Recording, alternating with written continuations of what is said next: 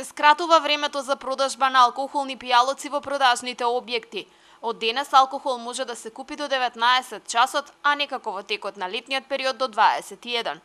Законските одредби предвидуваат продолжено време на продажба на алкохол само во периодот од мај до крајот на месец септември. Трговците кои нема да ги почитуваат законските одредби ќе се соочат со казни.